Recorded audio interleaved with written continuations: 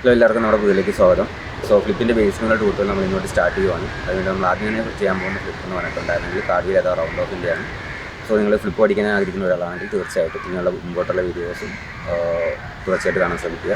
കൂടാതെ തന്നെ വീഡിയോസിൻ്റെ നോട്ടിഫിക്കേഷൻ കിട്ടാനായിട്ടാണെങ്കിൽ സബ്സ്ക്രൈബ് ചെയ്യുക, മൊബൈൽ ബട്ടൺ കൊടുക്കുക. അപ്പോൾ നേരെ വീട്ടിലെത്താം. ഫേസ് ഫ്ലിപ്പ് ചെയ്യുന്നതിന് നമുക്ക് ആദ്യം തന്നെ ചെയ്യേണ്ടതെന്ന് വെച്ചാൽ ഇതിൻ്റെ എക്സസൈസുകളാണ്. എക്സസൈസുകൾ പ്രോപ്പറായിട്ട് ചെയ്യാതെ നമ്മൾ ചെയ്യുവാണെങ്കിൽ നമുക്ക് ഇഞ്ചുറീസ് ഉണ്ടാകാനോ അല്ലെങ്കിൽ എവിടെയെങ്കിലും വിളിച്ചിരിക്കാനുള്ള ചാൻസ് വളരെ കൂടുതലായിരിക്കും. സോ ഇതിൻ്റെ എക്സസൈസുകൾ ആദ്യം തന്നെ ചെയ്യാൻ.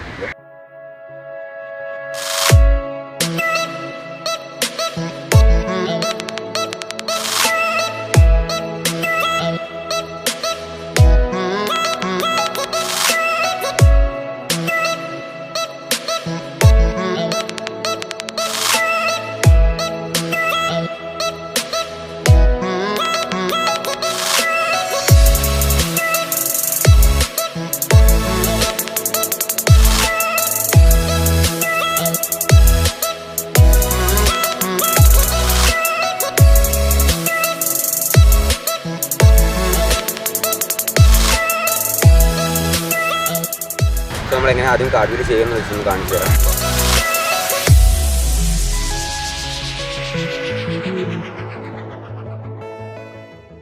കാർഡിൽ നമുക്ക് രണ്ട് രീതി ചെയ്യാൻ പറ്റും. അത്യാവശ്യം ഫ്ലെക്സിബിലിറ്റിയും പവറുള്ള ഒരാൾക്കാണെങ്കിൽ ഒരു ഫുൾ ഇതുപോലെ തന്നെ ഇങ്ങനെ 90 ഡിഗ്രി തന്നെ ചെയ്യാൻ പറ്റും. ഇത്രത്തോളം വരുന്നില്ലാത്തവർക്കാണെങ്കിൽ നമുക്ക് സൈഡിൽ വെച്ചിട്ട് കൈ ഇങ്ങോട്ട് പൊക്കിട്ട് ചെയ്യുന്നതിന് പകരം സൈഡിൽ കൊണ്ടുവരിക. പാം ഇങ്ങനെ സൈഡിലോട്ടും വെച്ച് ചെയ്യാൻ പറ്റും. ഒറ്റക്കാണ് നിങ്ങൾ ചെയ്യുന്നതെങ്കിൽ എക്യുപ്മെൻറ്റ്സുകൾ അല്ലെങ്കിൽ കണക്ക് ഫില്ലോ അല്ലെങ്കിൽ സെറ്റാ ചെയ്യുന്നതെങ്കിൽ കഴിവും ചെയ്യുന്നവർ ഈ രണ്ടാമത്തെ മെത്തേഡായിരിക്കും കഴിവ് യൂസ് ചെയ്യുന്നത്. ആദ്യം കൂടുതൽ ചെയ്യുന്നതും നമ്മുടെ ജിംനാസ്റ്റിക്സുള്ള അതേ മൂന്നുള്ള സ്ഥലങ്ങളിലായിരിക്കും കൂടുതൽ ചെയ്യുന്നത്. അതിനായിട്ട് ആദ്യം തന്നെ ചെയ്യണമെന്ന് വെച്ചാൽ നിങ്ങൾ ഏത് വശമെന്നുള്ള ആദ്യം തന്നെ മനസ്സിലാക്കിയിരിക്കണം. വലതുവശക്കാരാണെങ്കിൽ നിങ്ങളുടെ ഇടത്തേക്കാരായിരിക്കും ഫ്രണ്ടിൽ കുത്തേണ്ടത്. കൂടുതലും വിചാരിക്കുന്നതെന്ന് വെച്ചാൽ ഞാൻ വലതുവശമാണല്ലോ, അപ്പോൾ എൻ്റെ വലത്തേക്കാർ തന്നെ ആദ്യം കുത്തണമെന്ന് ശ്രദ്ധിച്ചിരിക്കും. അതല്ല, നിങ്ങൾ വലതുവശക്കാരാണെങ്കിൽ ഇടത്തേക്കാൽ ഫ്രണ്ടിൽ കുത്തുക. നിങ്ങളുടെ വശം ഉള്ള കാലം സ്വിങ്ങിന് ഇതുപോലെ വീശാൻ വേണ്ടിയിട്ടാണ് യൂസ് ചെയ്യുന്നത്. കാരണം അത് എത്രത്തോളം സ്പീഡിൽ വീശുന്നു അത്രത്തോളം പെർഫെക്ഷൻ ആകുകയും ചെയ്യും, സ്പീഡ് കൂടുകയും ചെയ്യും. അതിന് കുത്തേണ്ടതെന്ന് വെച്ചിട്ടുണ്ടായിരുന്നെങ്കിൽ നിങ്ങളുടെ ഇടത്തേക്കാൽ ഫ്രണ്ടിൽ കുത്തുക. ഇടത്തെ കൈയായിരിക്കും ആദ്യം കുത്തേണ്ടത്. നേരെ കുത്തരുത്, ചരിച്ച് വേണം കുത്താൻ. ഈ ഒരു പൊസിഷനിലായിരിക്കും കൈ കെട്ടേണ്ടത്.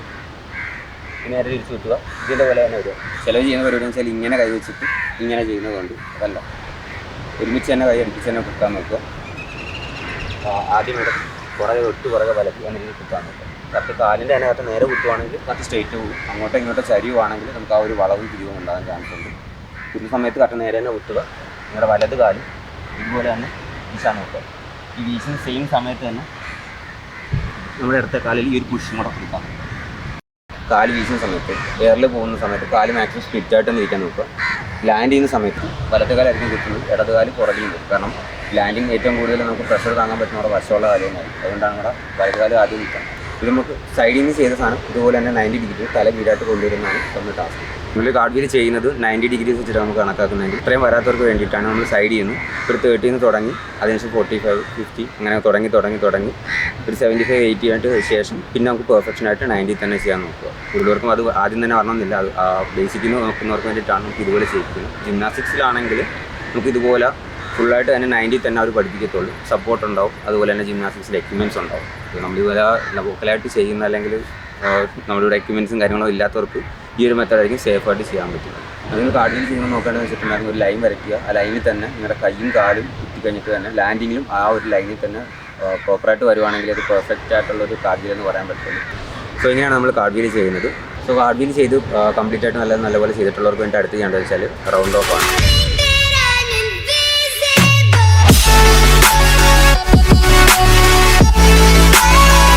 റൗണ്ട് ഓഫ് എന്ന് പറഞ്ഞാൽ കാർഡിലെ സെയിം അതേ രീതിയിൽ തന്നെ നമ്മൾ ചെയ്യുന്നത്. നിങ്ങൾ വലതുവശക്കാരാണെങ്കിൽ ഇടതുകാലം ഫ്രണ്ടിൽ കുത്തുന്ന കൈയും ആ കാര്യങ്ങളെല്ലാം സെയിം തന്നെ ആയിരിക്കും, വലിയ മാറ്റമൊന്നുമില്ല. കാർഡിൽ കുത്തുന്ന നമ്മൾ ഇങ്ങനെയാണെങ്കിൽ റൗണ്ട് ഓഫ് കുത്തുന്ന ചെറിയ വ്യത്യാസം വെച്ചാൽ നമ്മുടെ കാറിൻ്റെ സ്റ്റിയറിംഗ് ഓർത്താൽ മതി.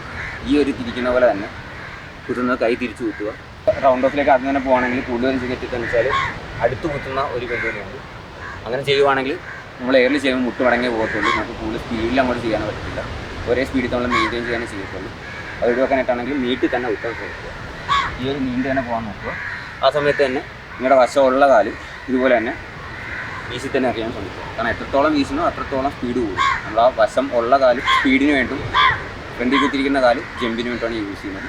മേളിൽ എത്തുന്ന സമയത്തായിരിക്കും നമ്മൾ കാല് ഒരുമിച്ച് വരേണ്ടത്. കാരണം ഇവിടെ നിങ്ങൾ പൊങ്ങുന്നുണ്ടെങ്കിൽ പോലും മേളിൽ ചെല്ലുന്ന സമയത്ത് നമ്മുടെ 2 കാലും ഇതുപോലെ വടി പോലെ തന്നെ മേലോട്ട് ഒരുമിച്ചാകാൻ ശ്രമിക്കുക. ഇവിടുന്ന് അങ്ങോട്ടാണ് ചെയ്യുന്നതെങ്കിൽ ലാൻഡിങ് വരുമ്പോൾ നമുക്ക് ബാക്കിലോട്ടേ വരത്തുള്ളൂ. അതാണ് മെയിനായിട്ടുള്ള ഏറ്റവും വലിയ പ്രത്യേകത. പിന്നെ റൗണ്ട് ഓഫ് ലാൻഡിങ്ങിൽ ശ്രദ്ധിക്കേണ്ട കാര്യം വെച്ചിട്ടുണ്ടായിരുന്നെങ്കിൽ കഴിവതും കൂറ്റി അടിക്കാതിരിക്കാൻ ശ്രമിക്കുക. കഴിവതും നിൽക്കുന്ന ലാൻഡിങ് ടൈമിൽ ടോയിൽ തന്നെ നിന്നതിന് ശേഷം മാത്രമേ നമ്മുടെ പ്ലാന്റഡ് ഫുട്ടായിട്ട് ഫുള്ളായിട്ട് കാല് കുത്താവുള്ളൂ. നേരിട്ട് ഒന്ന് കൂറ്റി അടിക്കുവാണെങ്കിൽ നമുക്ക് നെറുന്തല വരെ കിടന്ന് കുലുങ്ങുന്ന ചാൻസ് കൂടുതലാണ്. സോ അത് ശ്രദ്ധിക്കുക.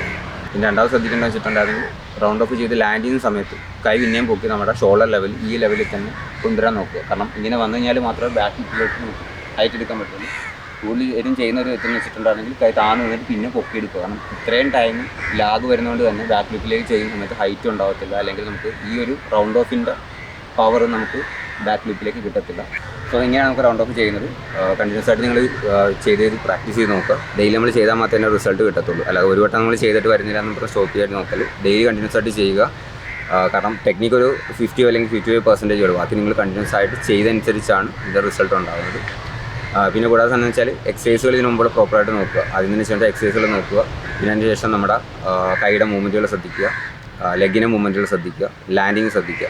ഇങ്ങനെയുള്ള കാര്യങ്ങളാണ് മെയിനായിട്ട് നോക്കേണ്ടത്. പിന്നെ പെർഫെക്ഷനാണ് ഏറ്റവും കൂടുതൽ നോക്കേണ്ടത്. കാരണം എന്നെ സംബന്ധിച്ചോളം പെർഫെക്ഷനാണ് ഞാൻ കൂടുതലും ശ്രദ്ധിക്കുന്നത്. പെർഫെക്ഷൻ ശ്രദ്ധിച്ചിട്ടുണ്ടെങ്കിൽ ചെറിയൊരു മൂവായ പോലും അത് പ്രോപ്പറായിട്ട് ചെയ്യുവാണെങ്കിൽ ബാക്കിയുള്ളവർ ചെയ്യുന്നതിനൊക്കെ കൂടുതൽ നമുക്ക് നല്ലപോലെ നമ്മളെ മാത്രമായിട്ട് ഒരു ഇറച്ചി നിൽക്കുന്ന ഒരു ഫീൽ കിട്ടും. സോ നിങ്ങൾ സേഫായിട്ട് തന്നെ ചെയ്ത് നോക്കുക. ചെയ്ത് നോക്കിയതിന് ശേഷം നിങ്ങൾക്ക് എന്തെങ്കിലും ഡൗട്ടുകളുണ്ടെങ്കിൽ കമൻറ്റ് ബോക്സിൽ എനിക്കിടുക. അല്ലെങ്കിൽ ഇൻസ്റ്റാഗ്രാം ഉണ്ട്, ഇൻസ്റ്റാഗ്രാം ഹാൻഡിൽ ഞാൻ താഴെ കൊടുത്തിട്ടുണ്ടാവും. അതിലിടുകയാണെങ്കിൽ എന്തെങ്കിലും ഡൗട്ട് ഉണ്ടെങ്കിൽ ഞാനത് ക്ലിയർ ചെയ്ത് തരുന്നതായിരിക്കും. അടുത്ത വീഡിയോയിൽ കാണുന്നവരെ ബൈ.